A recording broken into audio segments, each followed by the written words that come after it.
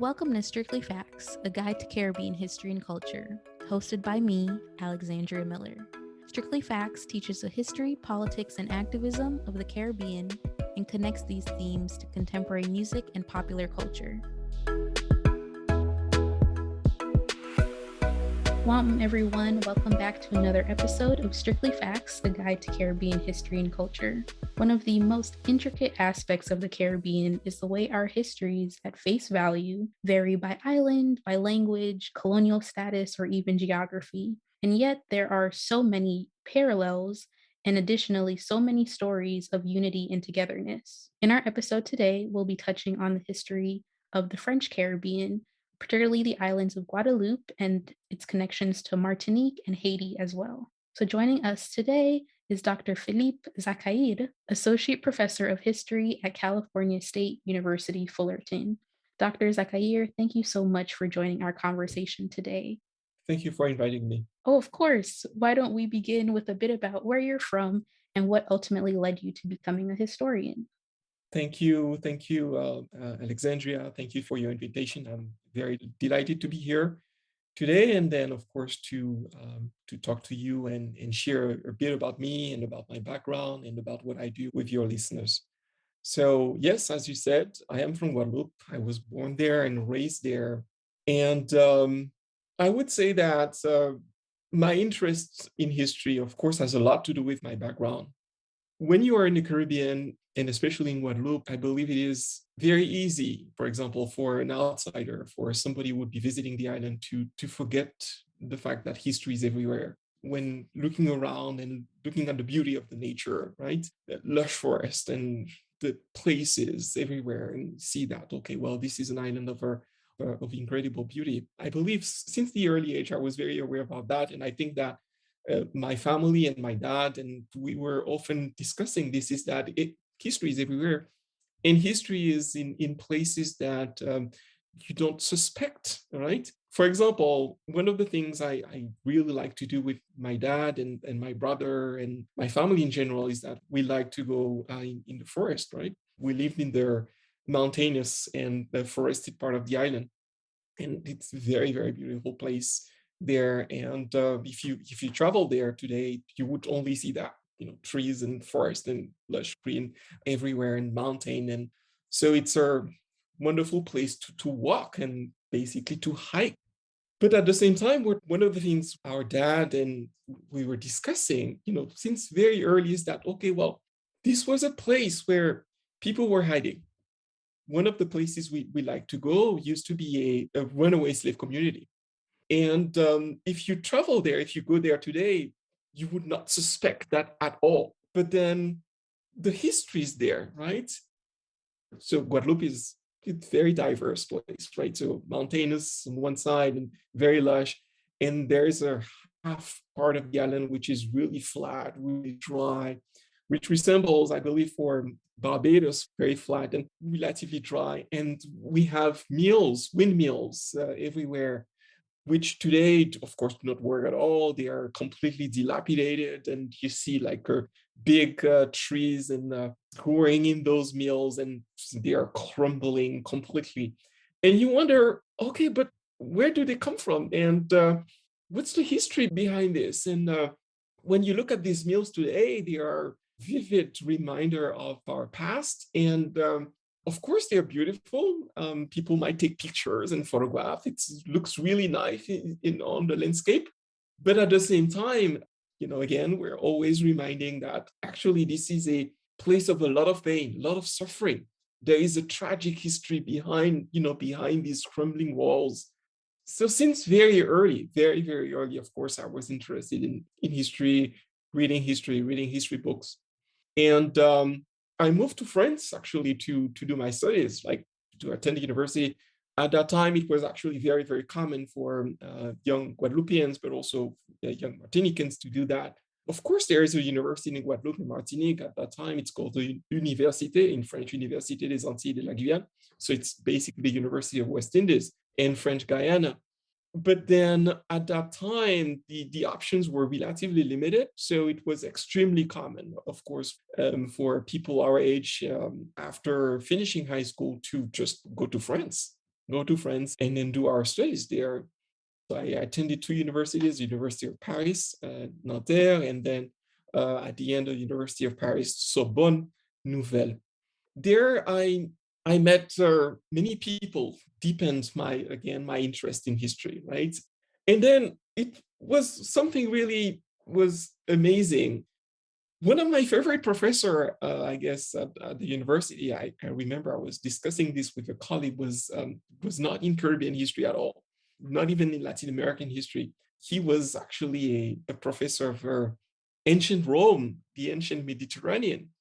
And this became an extraordinary passion of mine. He was my favorite professor. I was, doing everything he was doing. And then I had taken many years of Latin, basically learning Latin at high school level. And so I was doing this, and he was telling me, well, Philippe, this is what you should do. And if you want, I take you under my wing, and then we're going to work together. You're going to work on Roman Knights in North Africa. So this is what I was actually supposed to do. And I don't know. At the same time, there is something that told me that it's not really me. There was still in me really a strong thirst for knowing more about where I came from.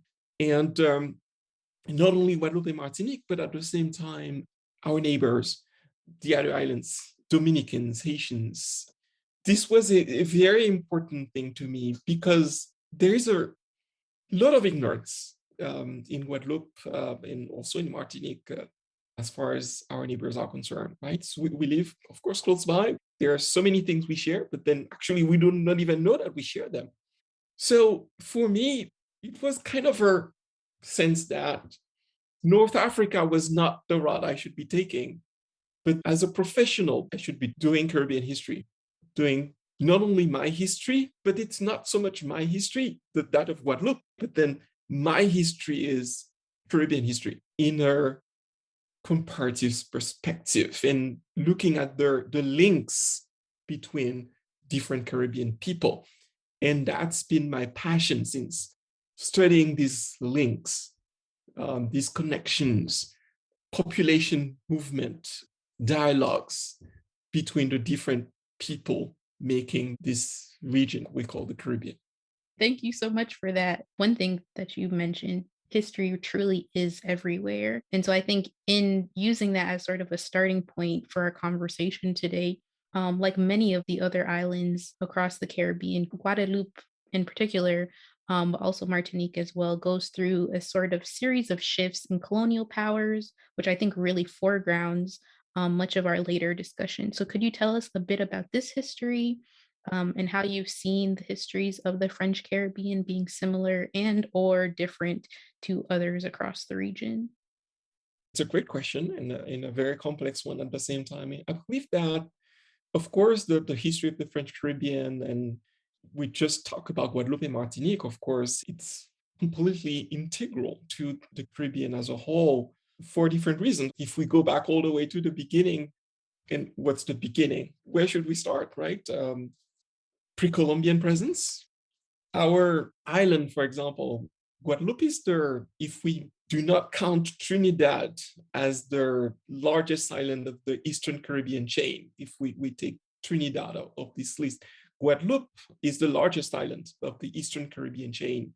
So Guadeloupe has always been a central to pre-Columbian Caribbean history, right? As the largest island, as a very important center place of pre-Columbian occupation. And really, because of its position, really, at the top of the Eastern Caribbean chain, it's been always a nexus between the larger islands. So starting with, of course, the Virgin Islands, but then, of course, leading to what we call today Puerto Rico, the Dominican Republic and Haiti, and of course, Cuba, Jamaica, and the small island of the Eastern Caribbean chain. So we've been always there at the center of this population movement, right? The pre-Columbian population movement. Then comes, of course, the Europeans with the Spaniards first. Very often, of course, Caribbean history, and at least at the beginning, focus on Spanish colonization of the largest island, of course, Cuba, and of course, the Hispaniola and Puerto Rico.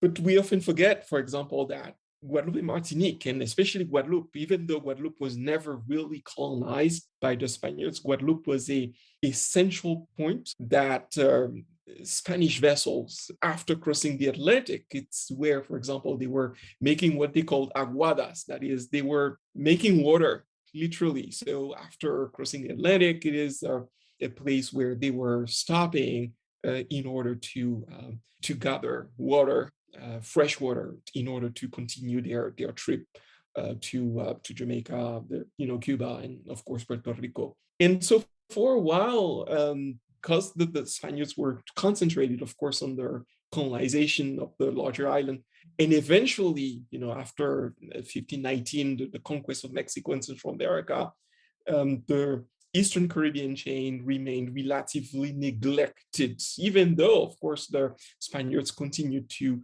take her and maintain a considerable interest in trying to keep a foot on these islands.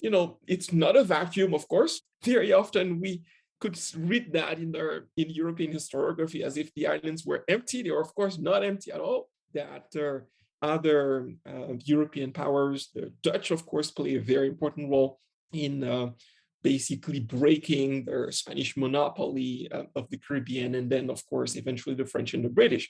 The French and the British will literally, their point of departure, their base for their colonization of the rest of the Caribbean is St. Christopher. Of course, it's St. Kitts today. And it's from St. Kitts that French colonization of Guadeloupe and eventually of Martinique was started, right? So from St. Kitts, from St. Christopher. So we see these connections, right? And as a Guadeloupean, for me, my history does not begin with the arrival of the French, of course, in Guadeloupe. The date is 1635. My history begins in St. Kitts, right? So it's part of me. It's part of who I am. It's really important. So if we just think about the colonization period, of course, the French expanded their presence to other Caribbean islands as well, which were actually more often than Guadeloupe and Martinique shared between, at least I'm talking about their periods of domination between the French and the British.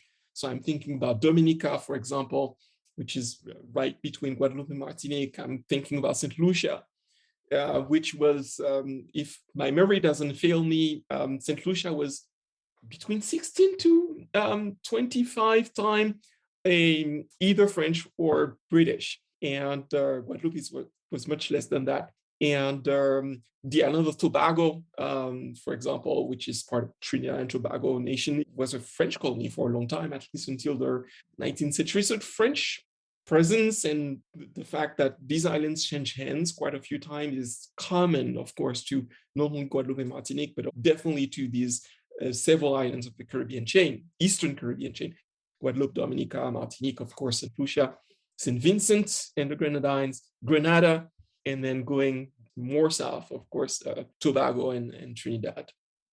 All right. And of course, here there's Barbados that remained English and didn't change hands. It was never French, of course. So 1635, beginning of French colonization with a very beginning, not a very important African population. This is very interesting.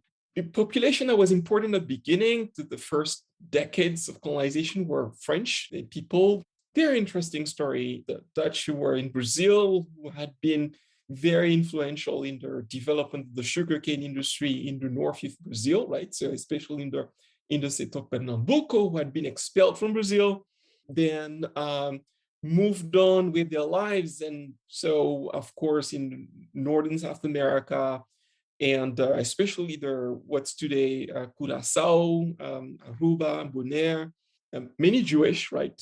Also people of Portuguese background who were Jewish, who had been through the Netherlands and made their way, of course, to Brazil. So it's just an amazing, incredible stories. And then in Guadeloupe, of course, playing an important role in the very beginning of the first sugar mills. So it's eventually increasingly, of course, reliance on slave labor as elsewhere in certain parts of the Caribbean. Of course, as you know really well, not all the islands are the same. They do not follow exactly the same history. Slavery was always very limited in Puerto Rico, for example. And it was never a particularly a strong aspect of the economy of St. Lucia, for example. And and in Martinique was the prime destination of African slaves. They came from much of their West Africa, from the north, from Senegal all the way to Angola. But of course, there are fluctuations. And but toward the end, for example, in 18th century, when the majority of Africans were sold and across the Atlantic in the French Caribbean colonies, many came from these two regions, from the Senegambia area, and also from the Congo. But then you have the Saint-Domingue phenomenon, of course, in Saint-Domingue, which is a western portion of the island of Hispaniola, which becomes French at the end of the 17th century, and which is transformed into the wealthiest, the most powerful, right, economically, colony of the Caribbean. The Saint-Domingue market was so strong that eventually you see that even neighboring islands were selling, their slaves. Like there was intra-island, I would say, like a trade, slaves from other islands, and including from the French Caribbean, being sold to Saint-Domingue. So that's why also you see, always my interest in these many links that we have among Caribbean islands, because again, when I think about who we are in Guadeloupe, my perspective is always to think that actually we come from everywhere, right? So I just think about the African component of Guadeloupe, where between maybe 85% of people of African descent, but then it's our trajectories are just not exclusively from Africa to Guadeloupe. It may have been from Africa to Saint-Domingue, and then to Guadeloupe, or from Africa to Trinidad, or to St. Lucia, or to St. Christopher, to Guadeloupe, or to Martinique. So I believe, and I am a very strong supporter, a believer in thinking about Caribbean history and teaching Caribbean history, because this is the main thing. It's the transmission of this knowledge. How do we make sure that there is the awareness among Caribbean people today of their extraordinary links that they have with each other? That, okay, well, for example, a Jamaican knows more than Jamaica, but then knows that people of Guadeloupe are just not Caribbean neighbors. Of course, we're not the same at the same time, right? There are so many links here, there, that need to be uncovered and brought to light to see that actually our histories are so interconnected. Slavery, major aspect, of course, of the island economies, for Saint-Domingue, of course, and Guadeloupe and Martinique. If we just take these three colonies, then we have the slave rebellion in Saint-Domingue, as in the context of the Atlantic upheaval, and there is this massive event, massive transformation that leads to the independence of Saint-Domingue, which becomes Haiti in 1804. So slavery is abolished, of course. Slavery had been abolished by the French relatively symbolically, but then in this context of massive pressures in Saint-Domingue, of course, the slaves and free Africans did not wait for the French Convention and French revolutionists in France to abolish slavery. They had broken their chains.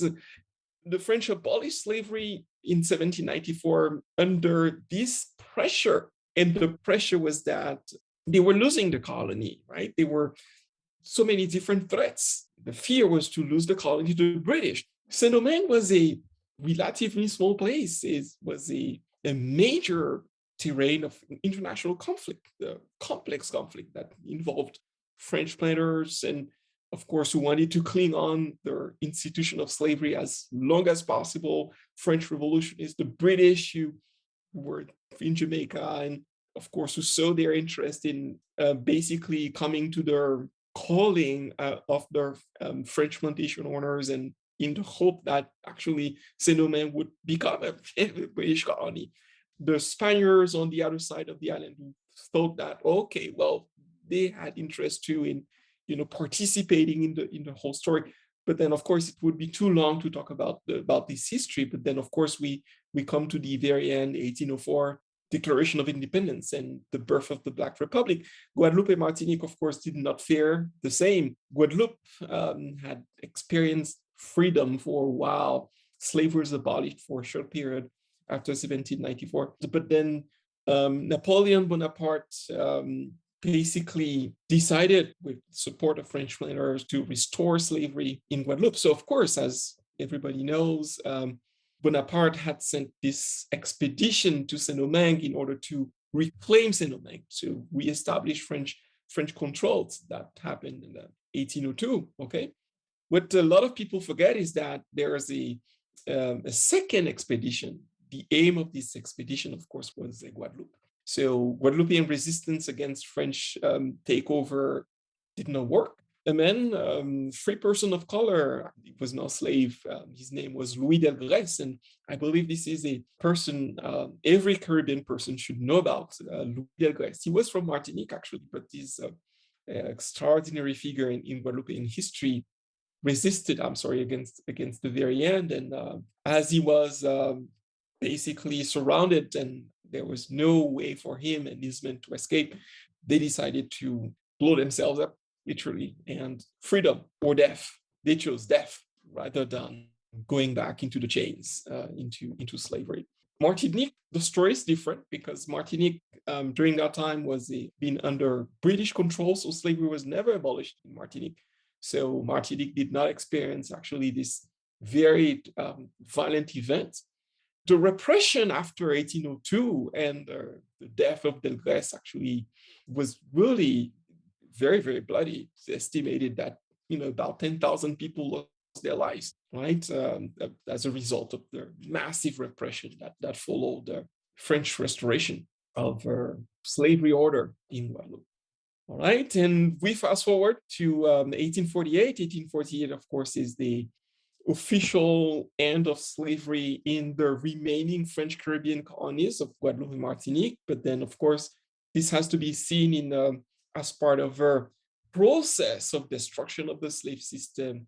And of course, Saint-Domingue is the point of departure of this, right? So Haiti and the end of slavery in the British Caribbean, Barbados, Jamaica, and all the island, 1834, 1838. So the understanding that the sprinkling of humanitarian feelings would lead to, of course, the end of slavery in Guadeloupe and Martinique in 1848. And this is where my work begins. It begins in the aftermath of the abolition of slavery, and they're examining in the individuals who decided to leave the island, especially Guadeloupe, and move elsewhere. So many of them, thousands actually of Guadeloupeans, left to other Caribbean territories, but especially to Haiti, because they quickly realized that the abolition of slavery did not mean anything. They knew they were not going to be put in chains anymore. The lash was abolished, but did they have power?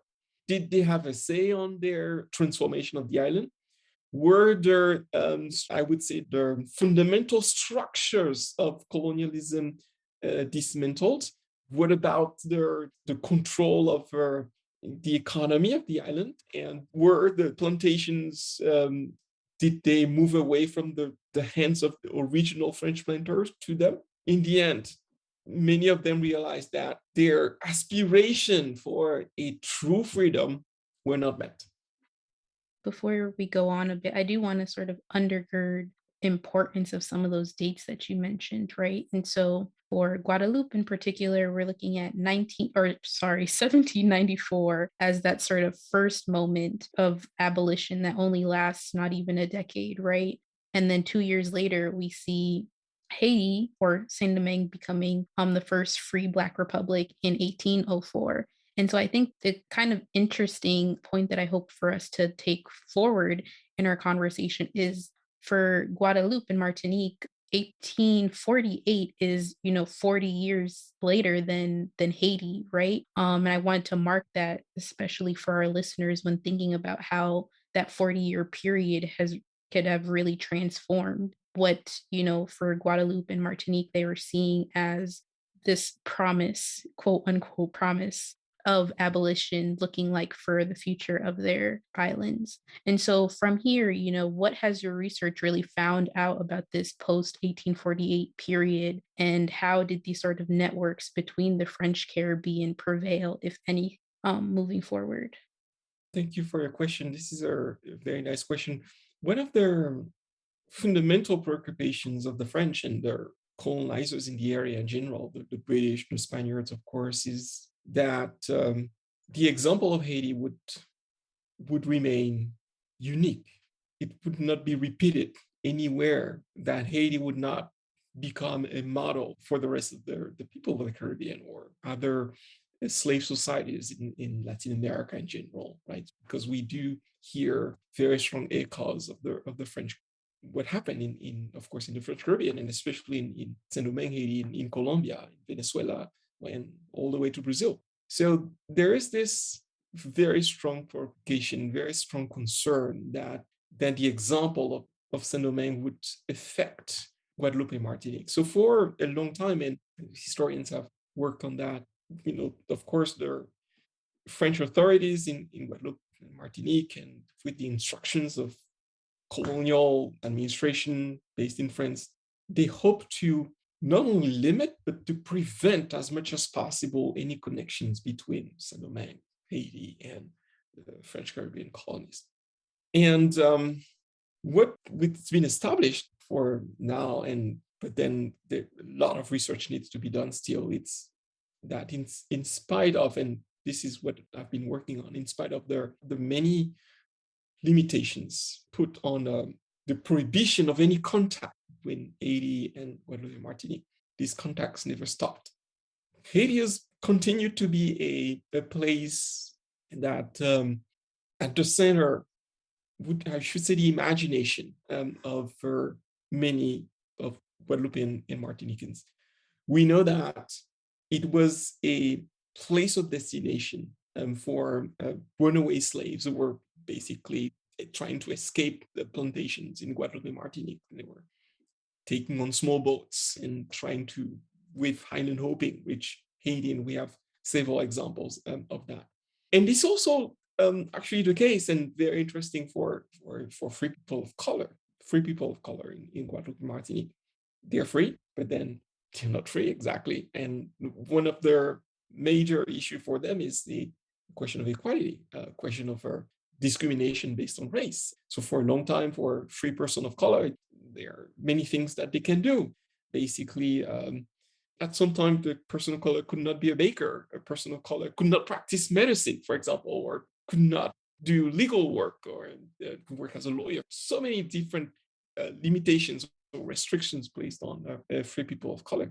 What is particularly incredible is that they are, of course, prevented from going to Haiti, yet they do. And it's really fascinating when you read the reports of, for example, the police in Pointe-à-Pitre, which is the main city, the major commercial center in Guadeloupe. For example, I'm thinking about one document that I read a few months ago, and the police officer says, there is this person who I just saw on the street. And we know that that person actually had left for Saint-Domingue a few months ago. How did he do that? We don't know.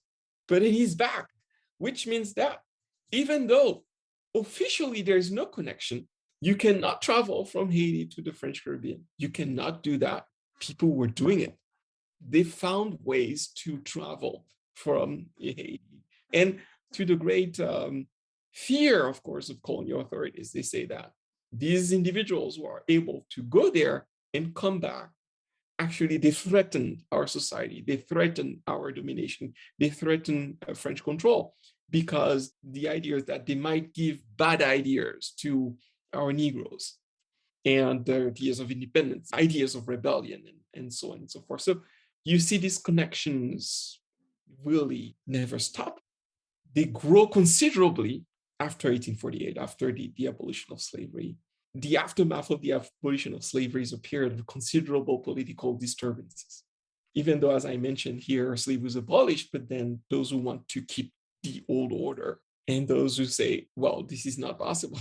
we need to move forward. We need to change. So there is this debate, these battles around the future of the colonies that turn violent, especially in Guadeloupe. There's a lot of bloodshed, especially during these 2 years, 1849, 1850, a lot of bloodshed. We don't know how many dead. It's still up in the air, like historians actually are working on this. How many people died on the field, these battles for future of the colony. And so it is in this context, particularly, that we see people living, and particularly living for Haiti. So there, it's a beginning, and the interest for Haiti, of course, was always there, right? Plantation owners were also very interested in Haiti. It is particularly, that's very interesting, in their newspapers, in their publication that we see that, because they look for in Haiti reasons to maintain slavery. Say, well, their argument is that, of course, obviously Haiti is a failed state. It doesn't work. It's the country that, after the French left, returned to barbarism, to destruction, and to despotism. And of course, their portrayal of Haiti is, of course, systematically negative, and it's always used as a tool to stifle demands for political or for truly revolutionary change in the French colonies. And this is particularly interesting, I believe, because these are conversations that we still hear, that are still part of Guadeloupe and Martinique political debates today in the 21st century, right? Haiti is still there. And are we going to become Haiti if we leave France, for example, if we become independent? Because Guadeloupe and Martinique were départements, in fact, of France. And any debates, or I'm not even talking about independence, but maybe a greater autonomy, turn into these fears, and we're going to become Haiti. This is those links that we were always part of that same history. And even after Haiti became independent, we maintain very strong links with Haiti, as people were going there back and forth, in spite of the fact that the French authorities tried as much as possible to prevent that. After 1848, people migrated there. They migrated even greater numbers. And actually, this is very interesting, because what I found, my biggest find, is like the bulk of French Caribbean migration, is particularly Guadeloupean migration to Haiti, is not the aftermath of slavery, so the 1850s, but then it's really the last decade of the 19th century, right? So 1890s, it's time of major intra-Caribbean migrations, with the crisis of the sugar economy in Guadeloupe and Martinique, and their massive unemployment, which leads people to look for jobs elsewhere in the Greater Caribbean. Of course, Venezuela, Panama, of course, many of them, Central America in general, banana plantations. But then also we do see many of them moving to Haiti. And among them, actually, many women in the 1890s and early 20th century moving to Haiti in order to work. I do find a great number of unskilled women who were, you do ironing, so I guess it's washerwoman. So not only you wash, but then basically these are women, that's what they were doing. So taking clothes from bourgeois families, and then they were responsible for washing, cleaning, ironing, and everything, and delivering this. So many of them actually moved to Haiti. For me, this is a really a fascinating history, right? So because working on migrations and really uncovering this story, very, very, very few people know that. Today, when we think about Haiti, in a lot of Caribbean territories, we think about Haiti and the Haitian people as the migrants. But we forget that Haiti had attracted migrants from other Caribbean places. And of course, here in the US, people have been publishing on African Americans in Haiti in the 19th century. and in the 1820s and 30s, and also in the 1850s as well. But then I am particularly, I believe, really need to talk about the work of the Canadian historian. His name is Thorold Burnham. He's one of the pioneers in, writing about the fact that Caribbean people actually moved massively to Haiti, and one of the very few major academic efforts to uncover this history. And then my work is on that, really looking at these connections between Haiti and the French Caribbean through migration, through these families who moved there from Guadeloupe and Martinique and resettled in Port-au-Prince and pretty much all over the Caribbean. For me, it was always a very important thing to do. Again, as I said, today in Guadeloupe, we only think about the Haitian as the migrant. But then we forget that we Guadeloupeans, we were migrants in Haiti. And of course, there is a anti-Haitianism is widespread, is pervasive all over the Caribbean. People often talk about the Dominican Republic, but it's just not the Dominican Republic. We do see plenty of examples of, I would say, rabid anti-Haitianism in many places, in the Bahamas, Jamaica, in the Dominican Republic, in Guadeloupe, in Martinique, in the Guyanas, right? So it's just amazing. But then my contention, or the idea behind this, my research, is for me, especially for my people, is always to maybe remember that when a Haitian comes to Guadeloupe, actually that person might very well be a member of your family who actually from Guadeloupe who went there, but then you forgot about this person.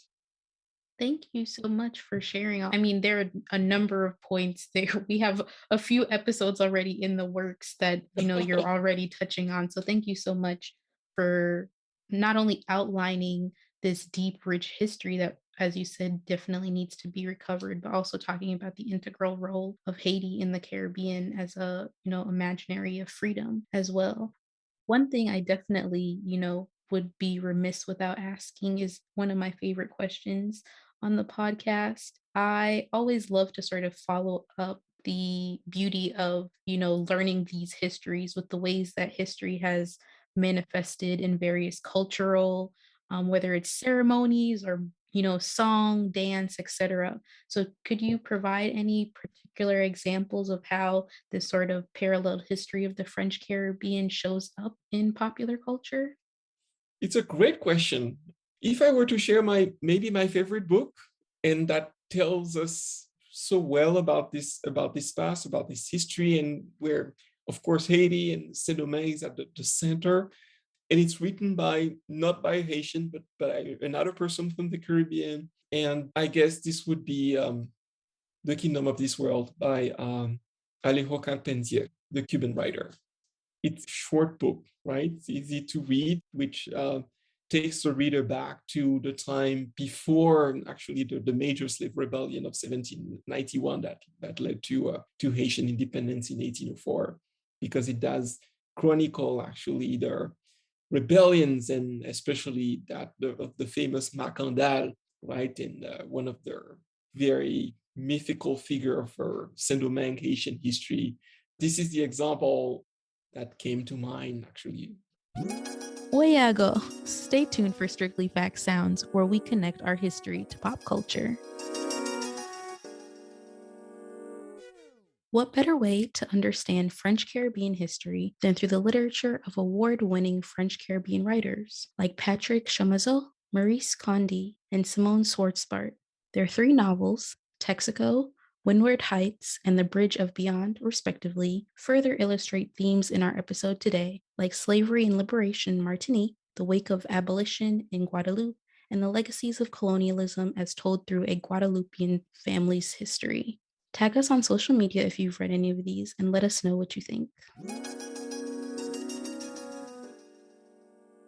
Thank you so much for sharing, and thank you so much, Dr. Zacaïr, for providing such a rich, very integral history and landscape of how we look and think of, Caribbean history, especially migrations that, happened before the sort of 20th and 21st century as well. And so, as always, we'll include links to a lot of the books and things referenced in our Strictly Facts syllabus. And we hope you enjoyed listening. More. Thanks for tuning in to Strictly Facts. Visit strictlyfactspodcast.com for more information from each episode. Follow us at Strictly Facts Pod on Instagram and Facebook, and at Strictly Facts PD on Twitter.